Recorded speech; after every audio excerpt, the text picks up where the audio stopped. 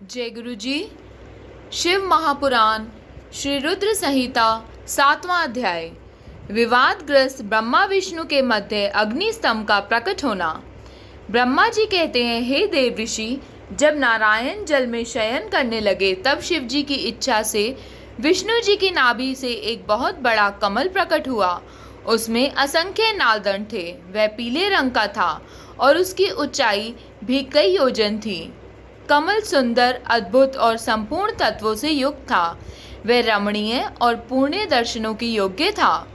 तत्पश्चात भगवान शिव ने मुझे अपने दाहिनी अंग से उत्पन्न किया।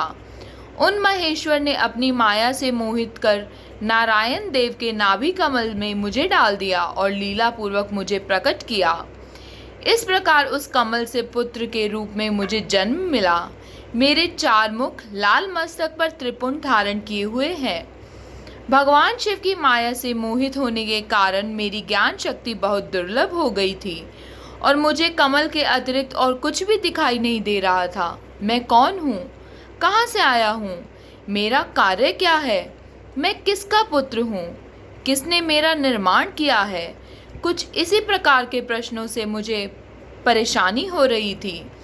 कुछ क्षण बाद मुझे बुद्धि प्राप्त हुई और मुझे लगा कि इसका पता लगाना बहुत सरल है।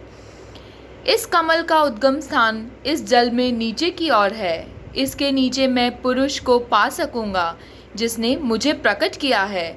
यह सोचकर एक नाल को पकड़कर मैं 100 वर्षों तक नीचे की ओर उतरता रहा, परंतु फिर भी मैंने कमल की जड़ को नहीं पाया। इसलिए मैं पुनः ऊपर की ओर बढ़ने लगा। बहुत ऊपर जाने पर भी कमल कोश को नहीं पा सका। तब मैं और अधिक परेशान हो गया। उसी समय भगवान शिव की इच्छा से मंगलमयी आकाशवाणी प्रकट हुई। उस वाणी ने कहा, तपस्या करो। उस आकाशवाणी को सुनकर अपने पिता का दर्शन करने हेतु मैंने तपस्या करना आरंभ कर दिया और 12 वर्षों तक घोर तपस्या की। तब 4 भुजाधारी सुंदर नेत्रों से शोभित भगवान विष्णु प्रकट हुए। उन्होंने हाथों में शंख, चक्र, गदा और पद्म धारण कर रखे थे।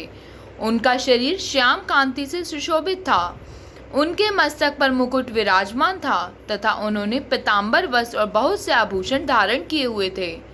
वे करोड़ों कामदेवों के समान मनोहर दिखाई दे रहे थे और सांवली व सुनहरी आभा से शोभित थे। उन्हें वहां देखकर मुझे बहुत हर्ष व आश्चर्य हुआ।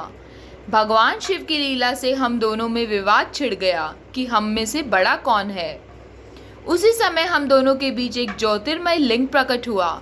हमने उसका पता लगाने का निश्चय किया। मैंने ऊपर की ओर और विष्णु जी ने नीचे की ओर स्तंभ के आरंभ और अंत का पता लगाने के लिए चलना आरंभ किया, परंतु हम दोनों को उस स्तंभ का कोई और छोर नहीं मिला। थक कर हम दोनों अपने उसी स्थान पर आ गए। हम दोनों ही शिव जी की माया से मोहित थे। श्री हरि ने सभी ओर से परमेश्वर शिव को प्रणाम किया। ध्यान करने पर भी हमें कुछ ज्ञात न हो सका। तब मैंने और श्री हरि ने अपने मन को शुद्ध करते हुए अग्नि स्तंभ को प्रणाम किया। हम दोनों कहने लगे, महाप्रभु, हम आपके स्वरूप को नहीं जानते। आप जो भी हैं, हम आपको नमस्कार करते हैं। आप शीघ्र ही हमें अपने असली रूप में दर्शन दें। इस प्रकार हम दोनों अपने अहंकार को भूलकर भगवान शिव को नमस्कार करने लगे। ऐसा करते हुए 100 वर्ष बीत गए। शिव महापुराण श्री रुद्र संहिता 7वां अध्याय समाप्त। जय गुरु जी।